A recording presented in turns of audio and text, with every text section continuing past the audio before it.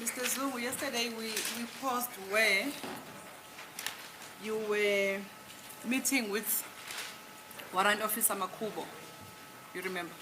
Sathi uma ke certificate khona lapho kulelo phuzu la ubuhlangana khona ke no warrant officer Makubo. Izo uyakhumbula? Yebo. Yes, I remember that.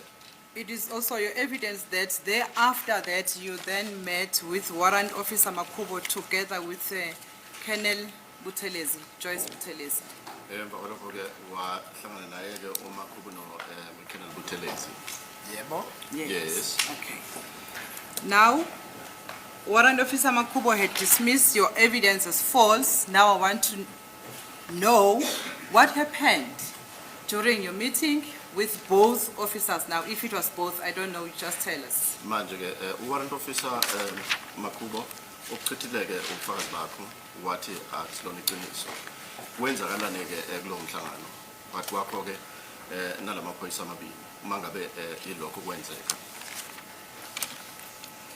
Ngabe singithola iCelly from Colonel Buthelezi. I then received a call from Colonel Buthelezi. Wabe sefisa ukuba ne-meeting nami. Then he wished to have a meeting with me. Sabe sisiba ne-meeting eKempton Park. We then had a meeting at or in Kempton Park. Emva kwalokho ngathi mangifika emeetingini ngamfica ukuthi uno-warrant officer Makubo. Upon my arrival at the venue of the meeting, I found out that he was or she was with Warrant Officer Makubo. Okay, so it was three of you when you were meeting. They knew three. Yebo. Yes. Yeah, take us there. What did you say to them? What in Kubo? Wabe sengibuza ukuthi ngangibuza uKolonel Buthelezi ukuthi kwenzakaleni. Now, Colonel Buthelezi asked me what transpired. Wabe sengibuza ukuthi kungani ngithi ngifake amagama abasolwa abathathu kulokhu. She then asked me why is it that I have implicated the three names of the suspects.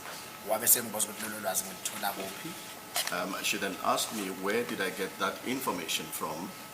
Wabe sekuphuma kungibuza ngabasolwa ngoba ngicabanga ukuthi engagxilanga kubo wabe segxile ekutheni ngazini ngoKelly Khumalo or Khumalo. She did not sustain that line of questioning pertaining the suspects because I should think that the emphasis were about my knowledge about Kelly. She asked me as to what is it that I know about Kelly Khumalo. Okay, what I'm more interested in is the report that you gave, the information that you gave to Colonel Buthelezi. Yes. What did you tell him about the suspect? Did you give him description of the suspects? Did you tell him what transpired on the 24th? That's why I want to know. What did you tell Colonel Buthelezi? Into engifuna ukuyazi ke ukuthi wamtshela ukuthini lona uKolonel Buthelezi. uKolonel Buthelezi Kakhulukazi ke mayelana ke nabasolwa. uKolonel Buthelezi angibuzanga lutho ngabasolwa, wangibuza kakhulu mayelana nomndeni wakaKhumalo nokuhlobana kwami nawo. Okay, the Colonel Buthelezi did not ask me a lot about the suspects. The emphasis were more about the Khumalo's family. What is it that I know about the members of the Khumalos? Nokuthi uhlobene kanjani nabo. Yebo. And as to how I relate with the Khumalos. Yes, what else? None futhi. Ngabe singamchazela ukuthi angihlobene nabakaKhumalo futhi angibazi. I then said to her that I'm not related with the Khumalos and further that they are unknown to me. Okay. Did you then tell Colonel Buthelezi that you had an important information about the suspect in this matter? Wamtshela uKolonel Buthelezi ukuthi khona ke ulwazi nje olumqokwa olumayelana ke nalaba solwa kuleli cala. Wamtshela lokho? Yebo ingakho ayenze i-meeting. Yes, and that is because that is the reason why she convened that meeting. Yes. That's where I want to find out what is it that you said to Colonel Buthelezi about the information you have. Yilokho ke engilangazela ukwazi ukuthi wena utheni kuKolonel Buthelezi ngalolo lwazi ke wena owaluphethe. Engamtshela khona ukuthi ngiyabazi abasolwa. What I told her was that I know or I knew the suspects. Did you give her descriptions? Wamnikeza ke Angamnikezanga i-description. ngoba akawabuzanga. She did not ask about the description, therefore I did not give her the description. What else did you tell Colonel Buthelezi? Wamtshela ukuthini uKelly Buthelezi futhi. Akukuningi engakusho kuye ngoba ngicabanga ukuthi warrant officer Makhubo wayesembriefile ngakho. There isn't much that I related to her because I think Warrant Officer Makubo had already related much to her. No, don't testify on something that you're not sure of. I'm Um, just asking you about you. What else did you tell Colonel Buthelezi? Ungagunyazi ke ngalokho ungakwazi kodwa ngibuza ngawe ukuthi wena wamtshela ukuthini uKelly Buthelezi. About the information that you had, remember, of the mayelana- 26th of October. Mayelana ke nolwazi owaluphethe ngaleso sikhathi mayelana nesigameko sange-26 zika-October 2014. Njengoba sengishilo ukuthi uKelly Buthelezi akabanga ne-interest kuma-suspect, waba ne-interest ekungibuzeni kakhulu ngokwamndeni waKhumalo. As I have already said, Kelly Buthelezi did not have much of interest in the suspects, but she had an inclination to ask me about the Khumalo's family. Okay. Did she tell you that she was also part of the investigating team in this matter? Wakutshela ke ukuthi mhlambe Yebo, uyingxenye yethimba. Yebo wangitshela. Yes, she told me. Oh, okay. You also did not tell him that regarding this matter, we had seen people exchanging firearms. Azange umtshele mayelana naleli cala ukuthi wena wabona abantu be-exchange ibhamu. Angimtshelanga ngoba akangibuzanga futhi wayengena-interest kukho, wayene-interest emndeni wakaButhelezi. I did not tell her, and further that she did not have interest in that. She only had interest on the Khumalo's family. And after that was the statement that was taken to you Emva by kwalokho- both officers. Emva kwalokho kwaba ne-statement yini esathathwa esakho ke yilamaphoyisa ababini. Asikho. There isn't.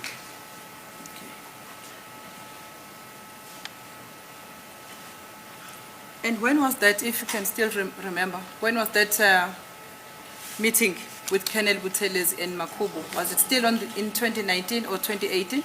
Leyo meeting yaba nini khona lapho ngo-2018, 2019. Ibe lapho 2019. Ibeloko ngo-2019. It was in 2019. It was in 2019. It was in 2019. Okay.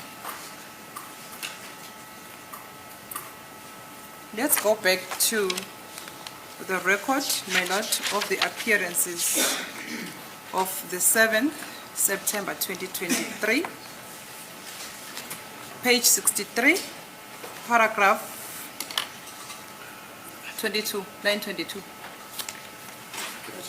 Oh, sorry.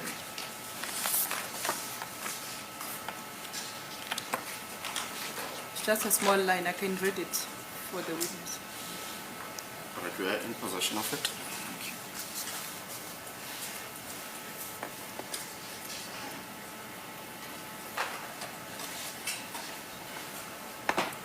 Do you have the line? We've got the line. Okay, There we have it. okay. Yeah. Yes. Mr. Baloyi was asking you this question and he said, and just maybe finally, are you able to describe the 9mm that you referred to, that you say you saw in Mr. Gwabini's room? Okay. Uyabona? see that? Uyabona le? At the bottom. Washo kanjalo ke ubabaloyi ukuthi ngabe uyakhona yini ukuphana ngengcazelo yale 9mm othi wena ke okanye okhuluma ngayo othi wena uye wayibona khona laphana egumbini likaGwabini. I see that. Then turn on page 64 for your response now on line number 1, wherein you say, it has been a long time, it happened a long time ago. Uyakubona lokho la uthi ke sekuyisikhathi eside lokho kwenzeka esikhathini esiningi esendlule. Uyakubona lokho? Yebo. Yes, I can see that. You see, had you made a statement regarding this information, you would have been able to recall. Uyabona uma ngabe uke wasenza ke istatement mayelana ke nalolwazi ubuzokwazi ukukhumbula. Kube wenza istatement ubuzokwazi ukukhumbula. Uyakubona lokho? Kodwa uyilokhu angibuza khona ilokho akushoyo kuwena uthi uyabona kube wenze istatement ubuzukhona ukukhumbula ngoba phela ke wena uphendula lana ke uthi lokho sekwenzeke esikhathini dala kwenzeka lokho. In other words, what I'm trying to say is the importance of making a statement immediately when the incident is still fresh in your mind. So that at a later stage when you are testifying, you are able to go back to the statement. Ngizama ukubonisa khona ke ukuthi kumqoka kangakanani ukuthi uma isigameko sanda kwenzeka wenze istatement ukwenzela ke ukuthi uma isikhathi sifika sokuthi ukwazi ke ukukhumbula kube lula ukuthi ukukhumbule. Uyazwisisa ke? Ngimzile? I heard you. Can you go to Exhibit S, my lord? I would like to refer the witness to page 17, and I would also ask the state to assist us in those three pictures.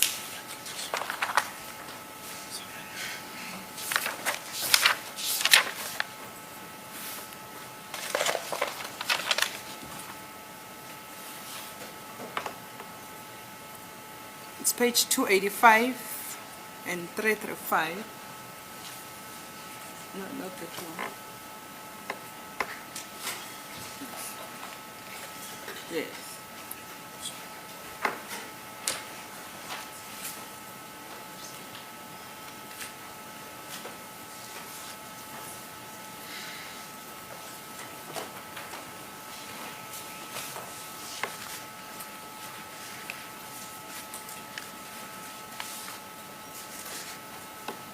Mr. Zugu, do you know where that picture was taken from? Uyazi ukuthi lesithombe sathathwa kuphi kweyiphi indawo? Anginalwazi laso. I do not have a knowledge of it. You were also not present. Ubungekho futhi nala. Kulapho angangekho khona. Yes, I wasn't present. Okay. How come that you were able to identify what is depicted in that picture? If you were not present when the picture was taken, you have no knowledge of that picture. Ubungekho makuthathwa lesithombe futhi awunalo ulwazi lwesithombe ke kuze kanjani ke ukwazi ukukhomba okanye ukusho ke okuvelela kulesi sithombe. Ngikhomba abantu engibabona kulesi sithombe. I was merely pointing the people that I was seeing or that I am seeing on this picture. Okay. My lord, we were trying to go to check the date on which this picture was taken. I'm not sure if we're able. No,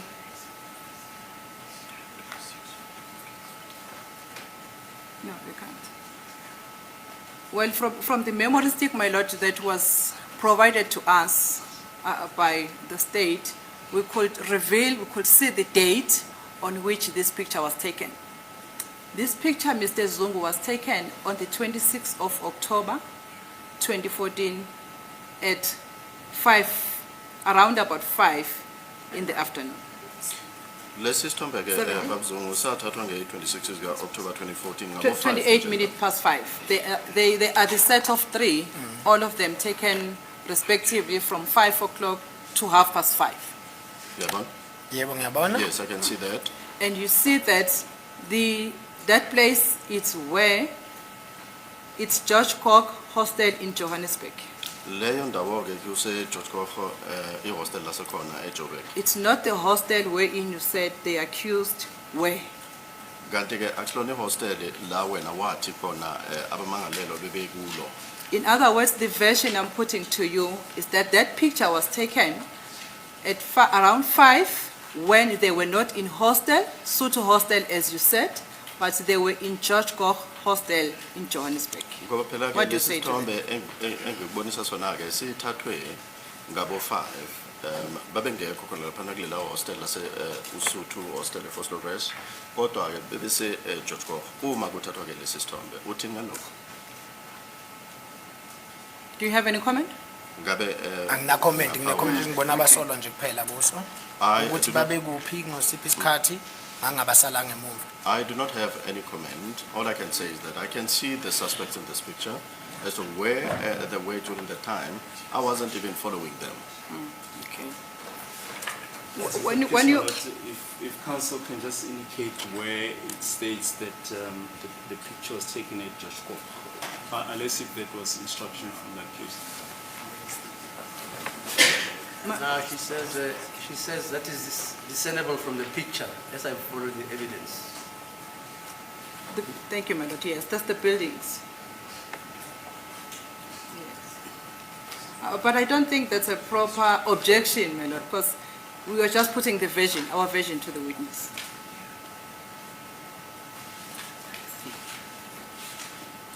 So are you saying you're identifying the location of George Koch through the buildings, not through the annotation on the picture itself?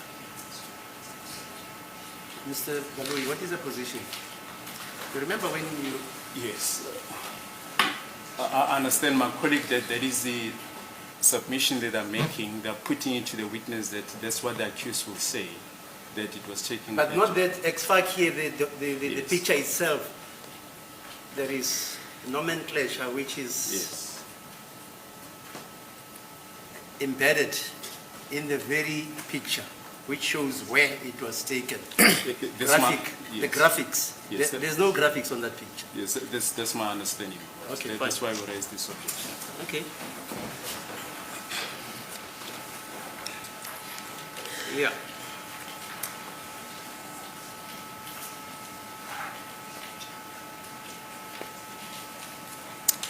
And also the accused says that he never went to Usutu, Ummangaleli usho njalo uthi azange kaye khona lapha eUsuthu. Busutu hostel in Phosphorus, as we have said. Njengoba usushilo ke kulo uSuthu hostel eseFosloves uthi azange kaye khona. From around 5 when those pictures were taken, he moved to his place where he was staying in a flat in Johannesburg, CBD. Ukusuka khona lapho ke kuleyo ndawo la kuthathwe khona lesi sombe kwase uyahamba uya khona endaweni la ehlala khona eJoburg ngaphakathi nje eJoburg. At no stage wherein he went to Phosphorus hostel. as we have said. Asikho ke isikhathi la waya khona eFosloras lelo hostel. Do you have any comment? Ngabe ungaphawula lapho? Akukho engakuphawula ngoba uyangitshela. There isn't anything that I can comment about because you are telling me. Okay. Accused number 5 also denies any involvement in the commission of the offense in this matter. Uyaphika lokho ke ukuthi yena ke wabamba iqhaza elithize ekutheni kwenziwe lobu bugebengu. Ummangalelo wesihlanu. Uthini ngalokho? Azange be ingxenye yokwenziwa lobu bugebengu. No comment. Oh, no comment. No comment, yes. Accused number... Sorry. Sorry, my lord. The answer you gave, the previous question, was phrased like this. At no stage was accused number 5 ever at the Basutu hostel. You heard that? Uye wabuzwa lokho? Ukuzwile lokho? Lo mbuzo. It was an assertion. Uthi ke yabe kwakuwe ukuthi asikho isikhathi lapho ummangalelo wesihlanu wayithola esekhona lapha nakuleya. And then your answer is, Uyangitshela, you're telling me I've got no comment. You can't answer like that. Because this court must know whether you agree with that assertion or not. Uyezwa ke? Uyezwa ke? Wena uthi uyangitshela futhi ke angeke ngikwazi ukuphawula ngalokho. Le nkantolo yona ke ifanele ukuthi ithole impendulo eqhamuka kuwe. Idinga ulwazi ngobufakazi bakho. Uyazwisisa futhi? Yebo ngiyazwisisa. I understand, my lord. So answer the question.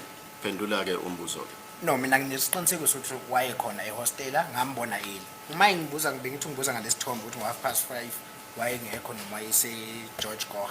Kodwa mina ngambona early futhi ngambona na late. I do have a certainty that he was at that hostel that I had referred to, and when she put it to me, I thought that she was referring to the picture here, and that is how I then replied in that fashion. But I did see him, he was there at that hostel that I had referred to. Accused number 5 denies driving any silver Polo on the date in question, which is the 26th of October, 2014. A silver Polo. Silver polo, yes. Red. It's a silver, my lord. It's a silver. polo. Silver. Yes. Silver. Okay. Uyakuphika lokho ke ukuthi washayela ke ipolo esilver ngalolu suku. Uqamba manga. Uma ngikhumbula kahle ngifika He is lying. If I remember well, upon my arrival, wabe secela ukuthi ngimreversele. now Yimi ngamreversela kwakunepolo ngaphambi kwayo, yimi ngareversa imoto ngoba ufuna ukuphuma ngepolo. now there was a vehicle in front of my vehicle. Then he requested me to reverse my vehicle, so I reversed my vehicle so that he can then be able to have a way out. Accused number 5 also denies coming back later to the hostel and going to Gwabini's bedroom. Uyaphika lokho ke ukuthi waphindela khona laphayana ke ehostel wase sekengena kuleli gumbi lika Gwabini. Uyaphika lokho mangalelo Islam. Mina ngiyakusho ukuthi wafika wabuya wangena emuva sebengenile laba abanye wangena emuva. Wafika wabuza futhi ukuthi kunenkinga na. Now, I would say that he did come back, got into Gwabini's room after the others had came in, and then he started asking or inquiring, "Ati kwenzakalani?" Kunenkinga na. Then he started inquiring as to whether is there any problem. Also accused number 5 denies having any brother or any sibling from his mother.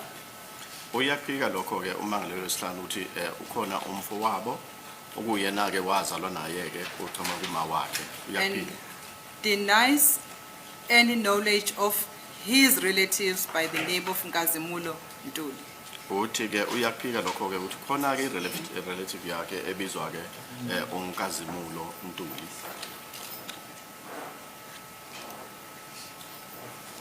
Uthini ke ngalokho? Angishongo ukuthi uzalwa naye ngithe isihlobo sakubo.